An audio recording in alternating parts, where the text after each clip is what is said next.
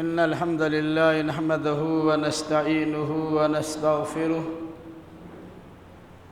ونعوذ بالله من شرور أنفسنا ومن سيئات أعمالنا من يهده الله فلا مضل له ومن يضلل فلا هادي له وأشهد أن لا إله إلا الله وحده لا شريك له وأشهد أن محمدًا عبده ورسوله يا أيها الذين آمنوا اتقوا الله حق تقاته ولا تموتن إلا وأنتم مسلمون يا أيها الناس اتقوا ربكم الذي خلقكم من نفس واحدة وخلق منها زوجها وبث منهما رجالا كثيرا ونساء واتقوا الله الذي تساءلون به والأرحام إن الله كان عليكم رقيبا يا أيها الذين آمنوا اتقوا الله وقولوا قولا سديدا يصلح لكم أعمالكم ويغفر لكم ذنوبكم ومن يطع الله ورسوله فقد فاز فوزا عظيما أما بعد فإن خير الحديث كتاب الله وخير الهدي هدي محمد صلى الله عليه وسلم وشر الأمور محدثاتها وكل محدثة بدعة وكل بدعة ضلالة وكل ضلالة في النار أعوذ بالله السميع العليم من الشيطان الرجيم بسم الله الرحمن الرحيم وَلِكُلِّ أُمَّةٍ جَعَلْنَا مَنْسَكًا لِيَذْكُرُوا اسْمَ اللَّهِ عَلَى مَا رَزَقَهُم مِّن بَهِيمَةِ الْأَنْعَامِ فَإِلَٰهُكُمْ إِلَٰهٌ وَاحِدٌ فَلَهُ أَسْلِمُوا وَبَشِّرِ الْمُخْبِتِينَ الَّذِينَ إِذَا ذُكِرَ اللَّهُ وَجِلَتْ قُلُوبُهُمْ وَالصَّابِرِينَ عَلَى مَا أَصَابَهُمْ وَالْمُقِيمِي الصَّلَاةَ وَمِمَّا رَزَقْنَاهُمْ يُنْفِقُونَ وقال تعالى لن ينال الله لحومها ولكن يناله التقوى منكم كذلك سخرها لكم لتكبروا الله على ما هداكم وبشر المحسنين سبحانك لا علم لنا إلا ما علمتنا إنك أنت العليم الحكيم رب اشرح لي صدري ويسر لي أمري واحلل عقدة من لساني يفقهوا قولي رب زدنی علما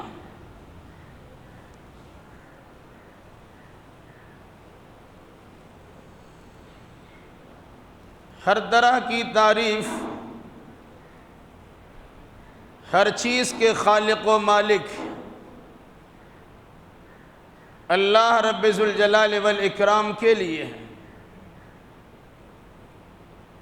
اور درود و سلام کا نزول جملہ انبیاء اکرام علیہم السلام پر ہو خصوصاً رحمت للعالمین محمد الرسول اللہ صلی اللہ علیہ وسلم پر اللہم صلی علی محمد وعلی آل محمد کما صلیت علی ابراہیم وعلی آل ابراہیم انکا حمید مجید اللہم بارک علی محمد وعلی آل محمد کما بارکت علی ابراہیم وعلی آل ابراہیم انکا حمید مجید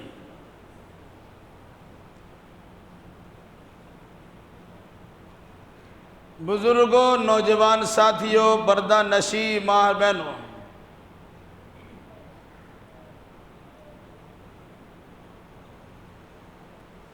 خطبۃ الحاجہ یا خطبہ مسنونہ کے بعد سورۃ الحج کی چند آیات کریمہ کی تلاوت کی گئی ہے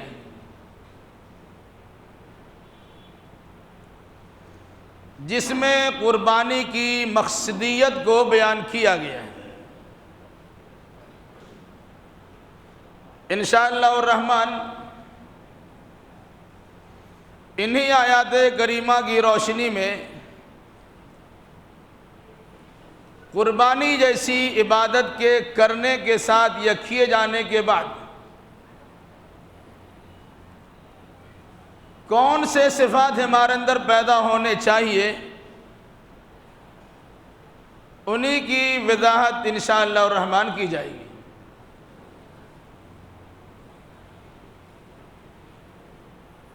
تلاوت کردہ آیات کریمہ کا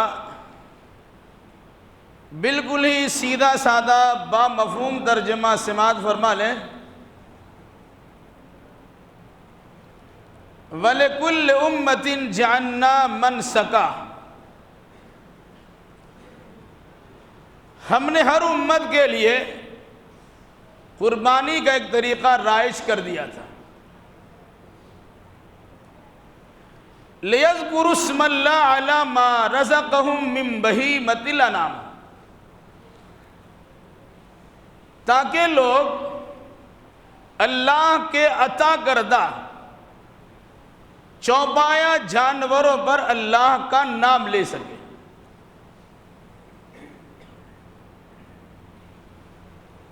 فَإِلَٰهُكُمْ إِلَٰهٌ وَاحِدٌ،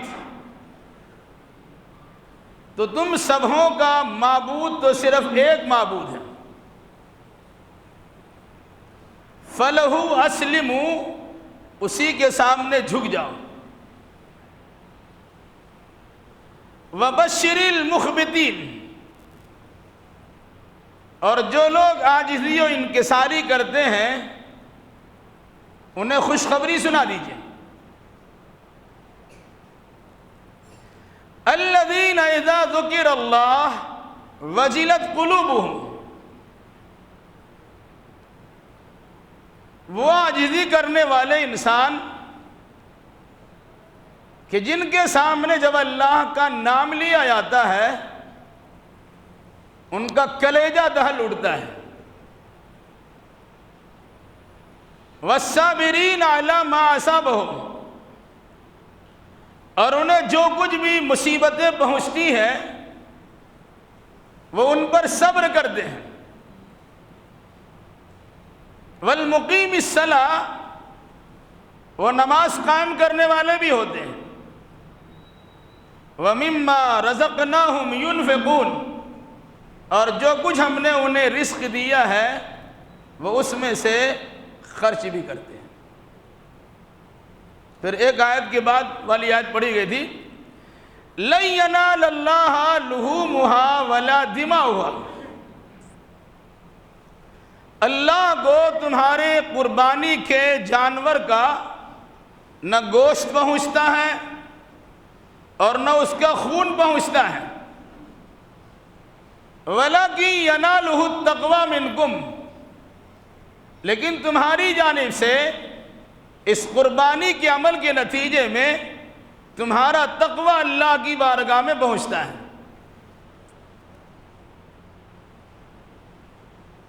كَذَلِكَ سَخَّرَهَا لَكُمْ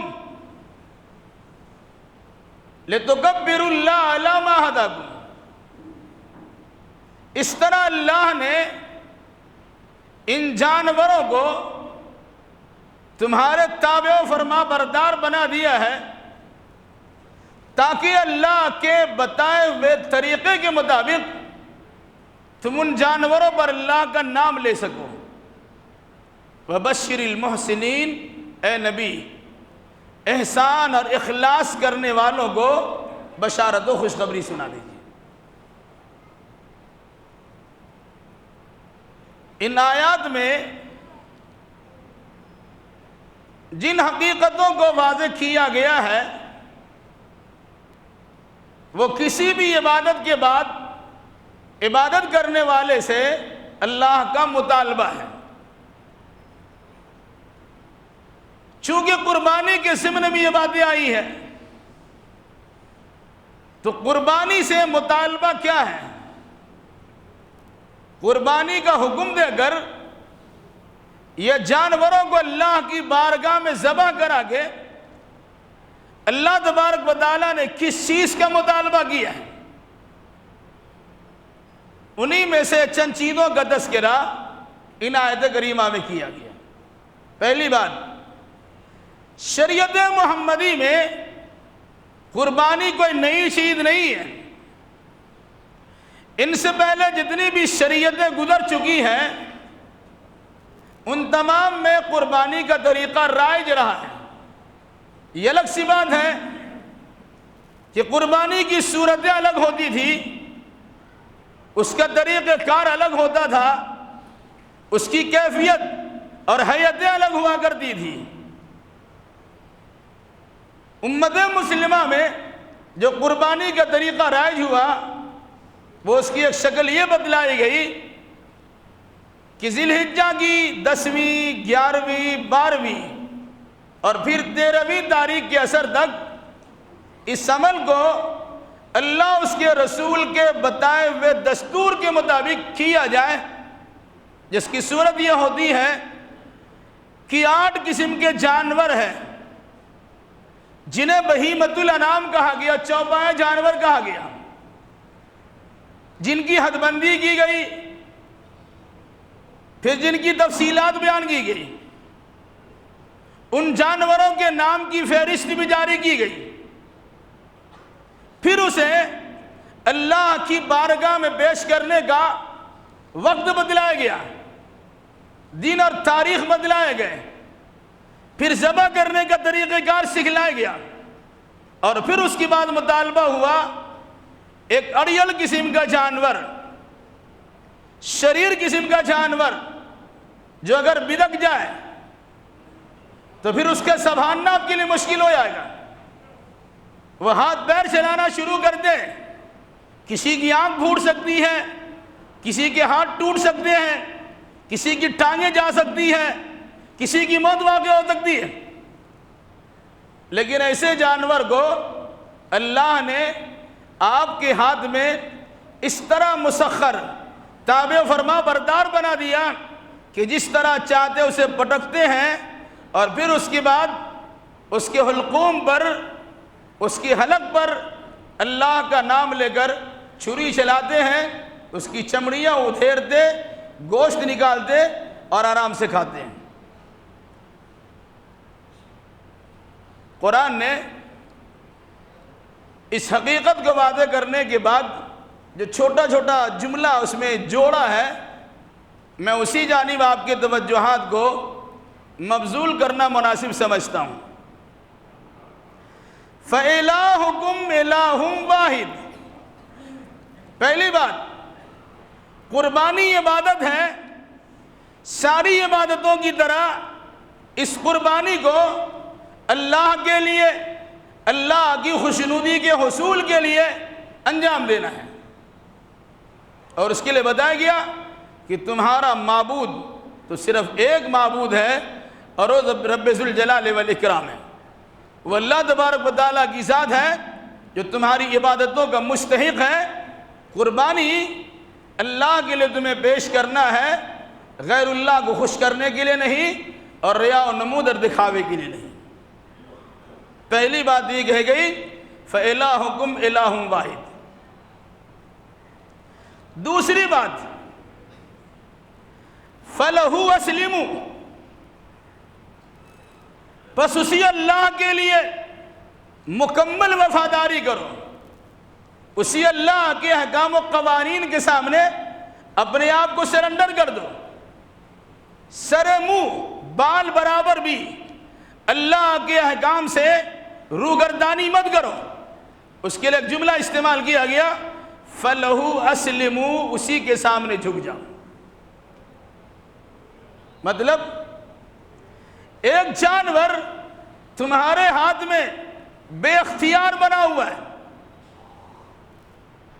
وہ جانور بدماش بھی ہوتا ہے، بدماشی کرنے پر چلا ہے تو سنبھالنا مشکل آتا ہے۔ قربانی کے ایام میں آپ نے دیکھا ہوگا بہت ساری چھوٹے چھوٹے ویڈیو کلپ بھی آپ کے سامنے آئے ہوں گے کہ اگر اس کا دماغ خراب ہوا تو کس طرح قصاب کی خبر اس نے لی ہے، ذبح کرنے والوں کس طرح دوڑایا ہے، اور اس کے باندھنے والوں کس طرح ٹانگیں ماری ہیں، اور نتیجے کے طور پر کیسے نقصانات سے دوچار ہوئے، کسی کی روح نکل گئی، کوئی انجورڈ ہو گیا، کوئی زخمی ہو گیا، کوئی پریشان ہو گیا۔ لیکن اللہ نے اکثر و بیشتر جانور کو آپ کے تابع فرما بردار بنا دیا، آپ اسے آرام سے لاتے ہیں، آرام سے پٹکتے ہیں، وہ پٹکا بھی جاتا ہے، جب ذبح بھی کرتے ہیں اور آپ کھا بھی لیتے ہیں۔ یاد دلائیں وہاں پر جس طرح یہ جانور آپ کا تابع و فرما بردار بن گیا، کیوں کہ اس کے ناک میں لگام لگا دیا آپ نے، نکیل اپنے ہاتھ میں آپ نے رکھا ہے، جس طرح چاہتے اسے گھماتے پھراتے ہیں، پھر رسیوں میں رسیت کر جس طرح چاہتا ہے پٹک دیتے ہیں۔ اسی طرح آپ کو یہ سوچنا چاہیے کہ اس قربانی کے ذریعے سے آپ کو پیغام دیا گیا کہ آپ کے ناک بھی لگام ہونا چاہیے، اور وہ لگام کسی جماعت کے پاس، اس کے ہاتھ میں، کسی حکمراں کے ہاتھ میں، کسی بڑے چھوٹے کے ہاتھ میں نہیں ہے، وہ لگام تھامے ہوا ہے، یا تو اللہ تھامے ہوا ہے یا رسول اللہ پکڑے ہوئے ہیں، یعنی اس لگام کو اللہ اس کے رسول کے ہاتھ میں آپ نے دیا ہے۔ تو ہم اسی طرح کام کریں گے جس طرح اللہ تبارک و تعالیٰ کا مطالبہ ہوگا، اور جس طرح اللہ کے نبی صلی اللہ علیہ وسلم نے عملی جامہ پہنا کر ہمارے سامنے طریقہ رائج کیا ہوگا۔ اسی قرآن نے کہا فَلَهُ أَسْلِمُوا، اسی اللہ کے سامنے جھک جاؤ اور اسی اللہ کے سامنے مکمل وفاداری کرتے ہوئے سرنڈر کر جاؤ۔ پھر اس کے بعد کہا وَبَشِّرِ الْمُخْبِتِينَ، اے نبی عاجزی، فروتنی، انکساری کرنے والے انسان کو خوشخبری سنا دیجیے۔ جس طرح جانور آپ کے سامنے عاجز و درمادہ رہ گیا، اسی طرح آپ اللہ کے قانون کے سامنے اپنے آپ کو بے بس بنا دیجیے۔ جو حکم ہوگا اللہ کا، جو حکم ہوگا رسول اللہ کا، ہم بلا چون و چرا تسلیم کریں گے اور اسی کے مطابق عمل کرنے کی بھرپور کوشش کریں گے۔ ایسے انسان کو اللہ نے خوشخبری سنائی ہے وبشر المخبتین، ان کی زندگی کامیاب ہو گئی، دین و دنیا دونوں اعتبار سے کامرانی کے منازل کو اس نے طے کر لیا۔ یہ اللہ کی جانب سے مجھ و خوشخبری سنا دیجیے۔ انسان دعویٰ کرتا ہے کہ ہم اللہ کے سامنے جھکے ہوئے ہیں، ہر مسلمان کہتا ہم تو اللہ کا وفادار ہے، فرما بردار ہے، لیکن اللہ کی فرما برداری سے متعلق آپ سے 4 چیزوں کا مطالبہ کیا گیا۔ آپ کے اندر وہ 4 اوصاف ہیں، 4 خوبیاں ہیں۔ اس کا مطلب یہ ہے کہ آپ اللہ کے وفادار ہیں، اسی کے لیے مسلم فرما بردار ہیں، اسی کے سامنے جھکنے والے، اسی کے سامنے عاجزی انکسارے کرنے والے افراد ہیں۔ اگر وہ ہے تو الحمدللہ، اور اگر نہیں ہے تو اپنے منہ میاں مٹھو بننے کی ضرورت نہیں ہے، اپنے آپ کو پارسا سمجھنا، متقی و پرہیزگار سمجھنا، اللہ کی عاجز و درمادہ سمجھنا، عاجزی انکساری کرنے والا باور کرانا بے فضول ہے، اس کا کوئی فائدہ نہیں۔ وہ 4 صفتیں کیا ہیں؟ اسی قربانی کے ضمن میں ہے الذین اذا ذکر اللہ وجلت قلوبہم، پہلی صفت، جب ان کے سامنے اللہ کا نام لیا جائے تو ان کا دل نرم پڑ جائے۔ ایک انسان برائی کے اندر ملوث ہے، منمانی حرکتیں کر رہا ہے، گناہ میں لگا ہوا ہے، اگر کسی نے اسے اللہ کا نام سنا دیا، اللہ کی کبریائی کے تذکرہ اس کے سامنے کر دیا، اللہ کی پکڑ، اس کی عذاب کا ذکر اس کے سامنے کر دیا، تو ایک مسلمان ہونے کی پہچان یہ ہوگی کہ وہ انسان فوراً اپنے آپ کو برائی سے روک لے اور اپنے آپ کو اللہ کا فرما بردار بنا کر پیش کرے۔ اس لیے کیا فرمایا؟ الذین اذا ذکر اللہ وجلت قلوبہم، جب ان کے سامنے اللہ کا نام لیا جائے ان کا کلیجہ دہل جائے۔ یہ پہلی صفت، یعنی اللہ کا ڈر ستانے لگے اور نتیجے کے طور پر انسان بری حرکتوں سے اپنے آپ کو بچانے لگے۔ الذین اذا ذکر اللہ وجلت قلوبہم، جب اللہ کا نام لیا جائے ان کا دل کانپنے لگے، بدن پہ تھر تھری آ جائے، رونگٹے کھڑے ہو جائے۔ تقشعر منہ جلود الذین، اللہ کے خوف سے انسان کے بدن میں کب کبھی داری ہو جائے۔ یہاں اللہ نے کہا وجلت قلوبہم، ان کا دل نرم پڑ جائے، منمانی نہ کرے، سرتابی نہ کرے، تکبر اعراض نہ کرے، گھمنڈ نہ کرے، بلکہ قانون الہی کے سامنے سرنڈر کر جائے۔ یہ پہلی صفت ہے۔ دوسری صفت والصابرین علی ما اصابہم، جو کچھ انہیں تکلیف پہنچتی ہے، جسمانی تکلیف ہو، روحانی تکلیف ہو، ذہنی تکلیف ہو، مالی تکلیف ہو، تجارتی اور کاروباری تکلیف ہو، گھریلو افراد کی جانب سے تکلیف ہو، اپنے بیگانے کے طرف سے تکلیف پہنچ جائے، کہیں سے بھی تکلیف اس کے پاس اگر پہنچے تو تکلیف کے وقت میں گریہ و زاری، آہو بکا، نالہ و شیون کرنے کے بجائے وہ صبر سے کام لے۔ والصابرین علی ما اصابہم، مصیبتوں پہ صبر کریں۔ دوسری صفت قربانی پیش کرنے والے انسان کی، جس کا مطالبہ اللہ تبارک و تعالیٰ نے باضابطہ کیا ہے کہ آپ صبر کرنے والے بن جائیں، آہ واہ آہو بکا نہ کرے، چلا چلی نہ کرے، شور شرابہ نہ کرے، ادھر ادھر شکوہ شکایت نہ کرے، اپنی پریشانی کا حال کسی کے سامنے بیان نہ کرے، بلکہ اللہ تبارک و تعالیٰ کی بارگاہ میں دعا مناجات کرے، الہی ہمارے حالات کو سدھار دے۔ والصابرین علی ما اصابہم۔ تیسری صفت والمقیم الصلاۃ، وہ انسان نماز قائم کرنے والا ہو۔ اس سے پہلے کئی بار بات آ چکی ہے، نماز پڑھنا الگ چیز ہے اور نماز قائم کرنا الگ چیز ہے۔ قرآن میں میرے علم کے مطابق کہیں بھی نماز پڑھنے کا حکم نہیں دیا گیا، نماز پڑھنے کا حکم نہیں ہے۔ اقیم الصلاۃ، نماز قائم کرو، نماز قائم کرنے کا حکم دیا گیا، اس کی تعلیم دی گئی۔ اور نماز کے قائم کرنے میں چند چیزوں کا خیال رکھنا ضروری ہے کہ نماز قائم اکیلی نہیں ہوتی، نماز قائم کرنے کے لیے اقامت دینا پڑتا ہے، نماز قائم کرنے کے لیے جماعت کی پابندی ہوتی ہے، نماز قائم کرنے کے لیے وقت کی پابندی ہوتی ہے، نماز قائم کرنے کے لیے خشوع و خضوع کرنا پڑتا ہے، نماز قائم کرنے کے لیے بھی بچوں کو بھی نماز پڑھنے کی تلقین کرنا پڑتا ہے۔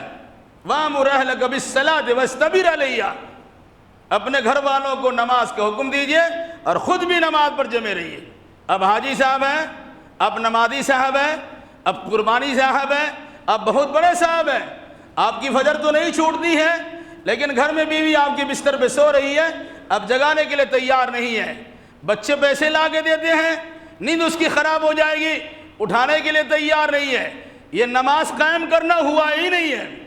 اگر نماز قائم کرنے کی بات آئے گی، گھر میں نماز کا ایسا پروگرام رچایا جائے گا، سجایا جائے گا، آپ کو اٹھا دیا گیا، آپ اٹھ گئے، خود بیوی بچوں کو اٹھائیے، جو بچے مسجد آنے کے لائق ہیں انہیں مسجد لائیے، جو آنے کے لائق نہیں ہے عورتیں انہیں گھر میں نماز پڑھنے کے لیے جگہ دیجیے۔ یہ سب ہے نماز قائم کرنے کے طریقے۔ کہاں ہے؟ فرمایا والمقیم الصلاۃ، تیسری صفت کہ وہ نماز قائم کرنے والے ہوں، اور چوتھی صفت وَمِمَّا رَزَقْنَاهُمْ يُنْفِقُونَ، جو ہم نے انہیں روزی دی ہے وہ اسے اللہ کی راہ میں خرچ بھی کرتے ہیں، جو ہم نے دیا ہے وہ خرچ کرتے ہیں۔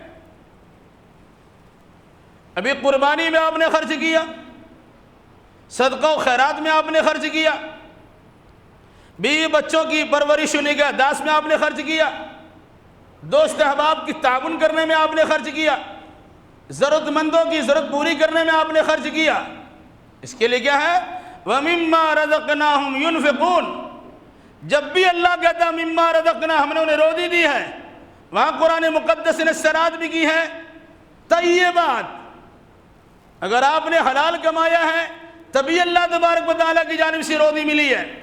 حرام کمائی آپ نے کی ہے، چوری و چھنتائی آپ نے کی ہے، ڈکیتی اور رہزنی آپ نے کی ہے، خیانت آپ نے کی ہے، سود کا معاملہ کیا ہے، رشوت کا معاملہ کیا ہے، یا جو بھی الٹے سیدھے طریقے ہوتے ہیں جو کتاب و سنت کے برخلاف ہو، کسی طرح آپ نے مال کما لیا، وہ اللہ کی جانب سے نہیں ہے، وہ آپ کی شیطانی حرکتوں کا نتیجہ ہے۔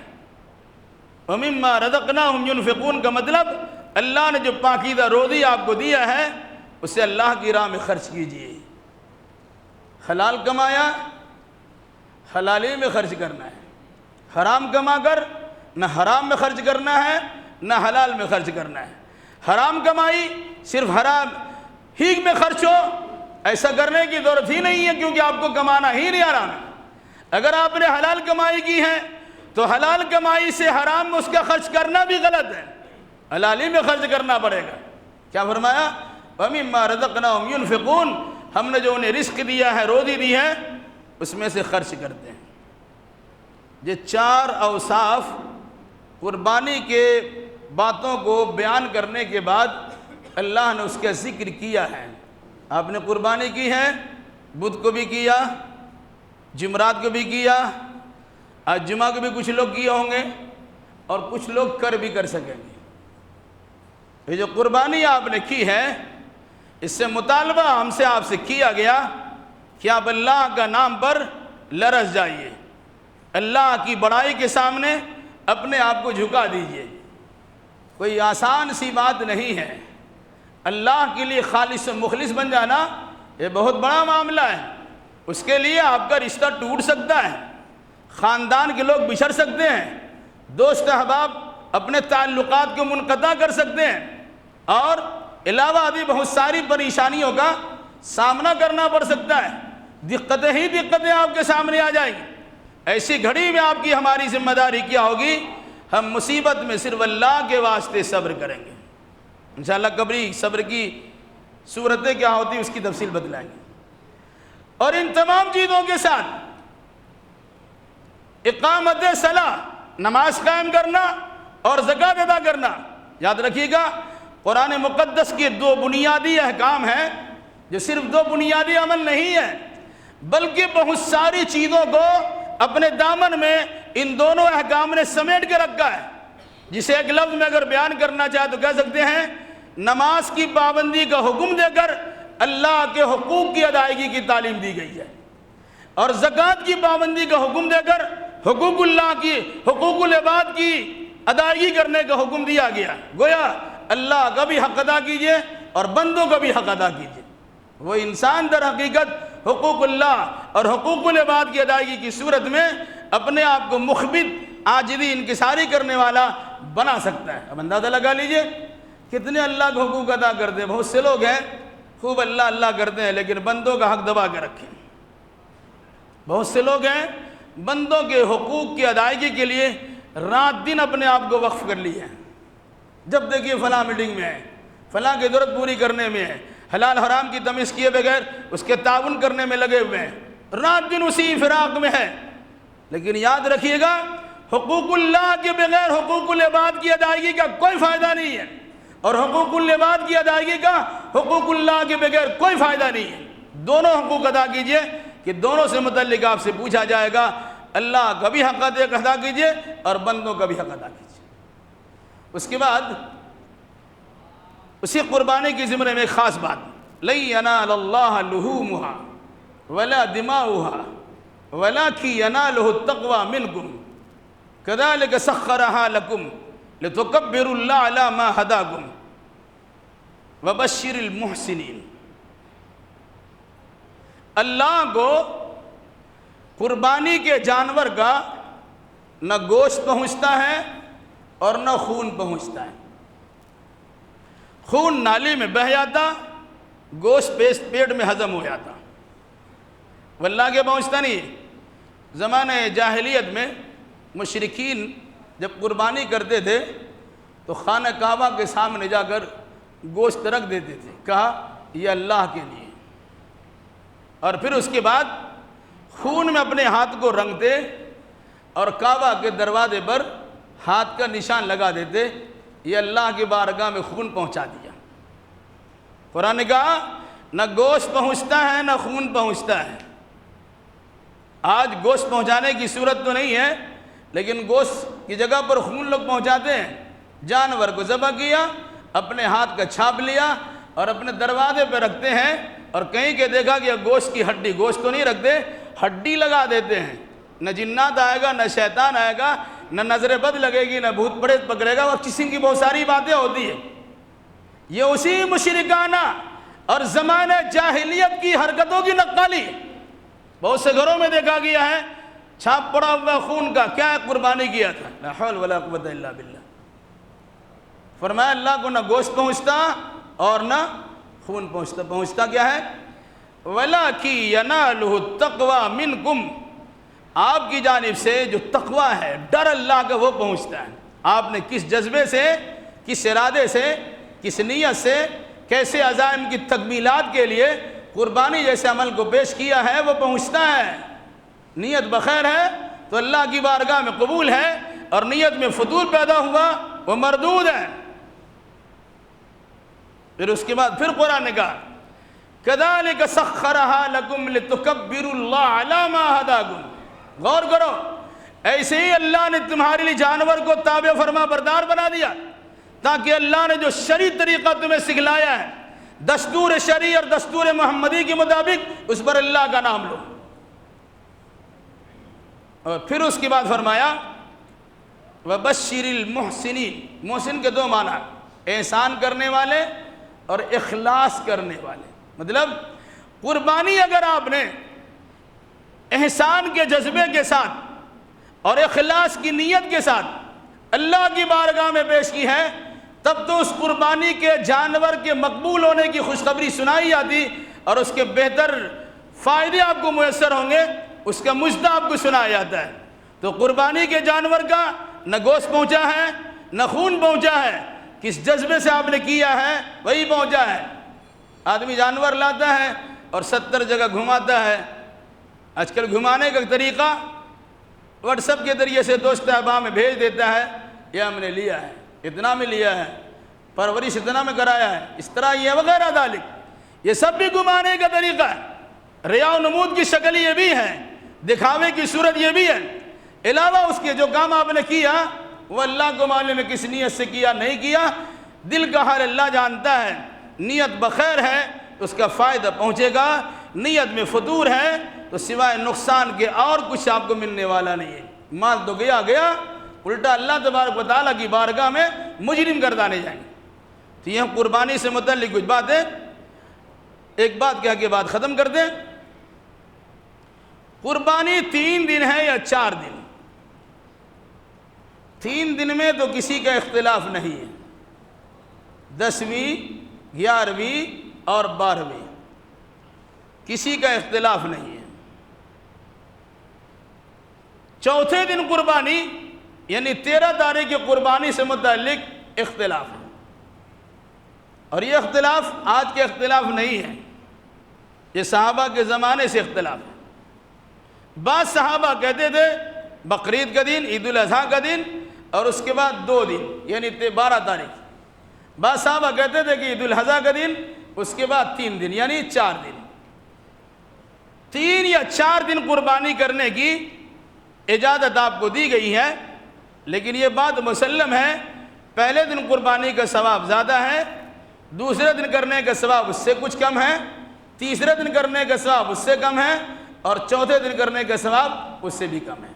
لیکن اگر کسی کی طبیعت بھرتی ہو تو اسے انکار نہیں کرنا چاہیے، قربانی چوتھے دن بھی کی جا سکتی ہے، کرنے میں کوئی حرج نہیں ہے۔ جو نہیں کرتا ہے اسے ملعون یا مطعون مت گردانی، جو کرتا ہے اس کے خلاف کارروائی مت کیجیے، چونکہ صحابہ کرام کے اعمال ہمارے سامنے اور ان کے فرمودہ دونوں طریقے سے ہیں۔ اس مناسبت سے کسی صحابی کے طرز عمل پر کوئی انسان عمل کرتا ہے اس کو ملامت نہیں کیا جا سکتا ہے۔ طبیعت آپ کی بھرتی ہے، چوتھے دن بھی قربانی کر سکتے ہیں، نہیں بھرتی ہے تو آپ تیسرے دن پہ اکتفا کیجئے، کرنے والے کو برا بھلا مت کیجئے۔ لیکن قربانی پہلی تاریخ 10ویں تاریخ کو ہو، 11ویں 12ویں کو ہو، 13ویں کو ہو، ان تمام قربانیوں میں آپ سے مطالبہ ہے کہ اللہ تبارک و تعالیٰ کی رضامندی ہو، دکھاوا اور ریا و نمود نہ ہو۔ اللہ ہمیں اور آپ کو اور جملہ مسلمانوں کو کتاب و سنت کی روشنی میں عقیدہ اعمال بجا لانے کی توفیق مرحمت فرمائے۔ الہی جو بیمار انہیں شفا کامل اور عاجل عطا فرما دے۔ الہی جو مقروض ہے انہیں قرضہ ادا کرنے کی سہولیات فراہم کر دے۔ الہی دینی دنیاوی اعتبار سے جو پریشان ہے ان کی جملہ پریشانی کو دور فرما دے۔ اے اللہ جو بچے ہوئے ہیں انہیں صحت و تندرستی کے ساتھ دین و ایمان پر قائم رکھ۔ اور اے اللہ جو دنیا سے جا چکے ہیں ان کی مغفرت فرما دے، ان کے حسنات کو قبول فرما لے اور ان کے سیئات کو درگزر فرما دے۔ جب تک ہمیں زندہ رکھ، کتاب اللہ اور سنت رسول اللہ پر عمل کرتے ہوئے زندہ رکھ، اور جب ہمارا خاتمہ ہو انہی دونوں کی ترویج اشاعت کرتے ہمارا خاتمہ ہو۔ اقول قولی ھذا واستغفر اللہ لی ولکم ولسائر المسلمین وآخر دعوانا الحمد للہ رب العالمین۔